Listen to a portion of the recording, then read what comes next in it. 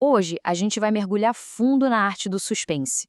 Vamos tentar entender direitinho como os escritores criam aquela sensação de tensão, sabe? Aquela expectativa que não deixa a gente largar a história por nada. A gente sempre se pergunta, né? O que será que faz uma história ser tão viciante que é quase impossível parar de ler? É uma ansiedade que a gente gosta de sentir, uma necessidade de saber o que vem depois. Esse é o poder do suspense. E hoje a gente vai desmontar esse mecanismo. Bom, para começar, vamos alinhar as coisas. Antes de entender como o suspense é construído, a gente precisa saber o que ele é, exatamente. Do ponto de vista da literatura, como é que ele funciona? Olha só, o ponto crucial é este. O conto de suspense se baseia na tensão que nasce de um mistério. Ele usa todos aqueles elementos narrativos que a gente já conhece, personagens, tempo, espaço, para criar uma jornada emocional bem específica em quem está lendo. Uma jornada de ansiedade e expectativa que segue um caminho bem definido. Situação inicial, conflito, clímax e, finalmente, a resolução. E por onde essa jornada toda começa? Bem, toda grande história de suspense é movida por um motor central, e esse motor é sempre o conflito. Essa é a regra de ouro. É simples. Sem um problema, sem um mistério, sem alguma coisa que quebre a normalidade, não existe tensão. E sem tensão, não existe suspense. É um ingrediente essencial. Não tem para onde correr.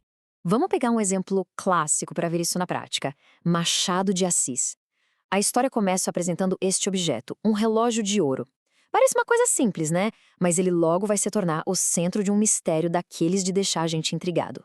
E pronto, tá aí o problema. O conflito nasce na hora. O protagonista, Luiz Negreiros, encontra um objeto que não deveria estar ali.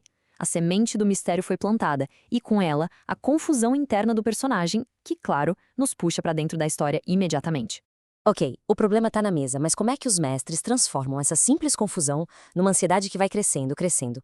Vamos dar uma espiada na caixa de ferramentas do escritor. Uma das ferramentas mais poderosas, sem dúvida, é a escolha do narrador. Em O Relógio de Ouro, Machado de Assis faz o próprio protagonista contar a história. Isso dá uma sensação de verdade, né? Traz o leitor para perto. Já o Edgar Allan Poe, em contos como O Coração Delator, usa um narrador que também é um personagem, mas que nos joga dentro da mente subjetiva e muitas vezes perturbada dele.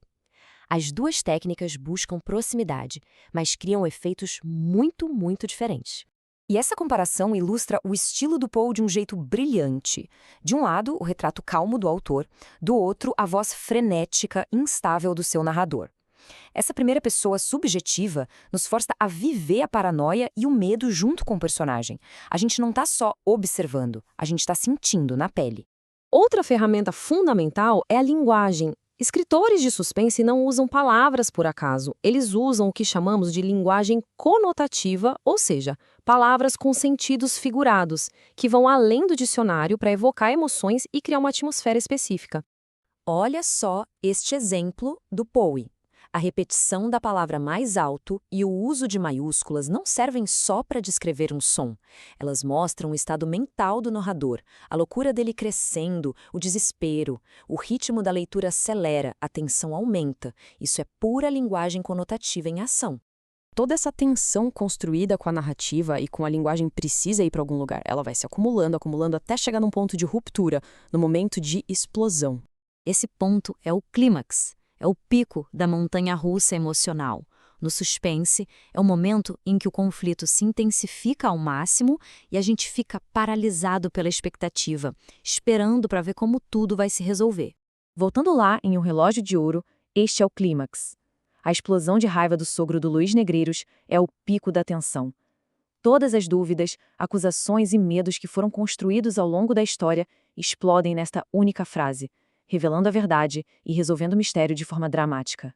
Então, o que a gente aprendeu com tudo isso? Ao analisar esses mestres, dá para ver um modelo claro, quase uma receita que eles seguiram para criar suspense de forma tão eficaz. A receita é esta: comece com um problema central. Depois, escolha um narrador que cria a proximidade que a história pede. Use a linguagem e o ritmo de forma estratégica para aumentar a tensão aos poucos. E, finalmente, leve tudo a um clímax explosivo que resolva o conflito. O que torna esses autores geniais não é só a invenção, mas o domínio absoluto dessa fórmula. Eles entenderam a psicologia da expectativa e usaram isso com uma precisão artística que continua a nos cativar até hoje. E a parte mais fascinante é que este modelo não morreu no século XIX. Basta olhar para os filmes, séries e livros de hoje. Onde é possível identificar essa mesma fórmula em ação? A receita secreta está por toda parte. É só uma questão de saber onde procurar.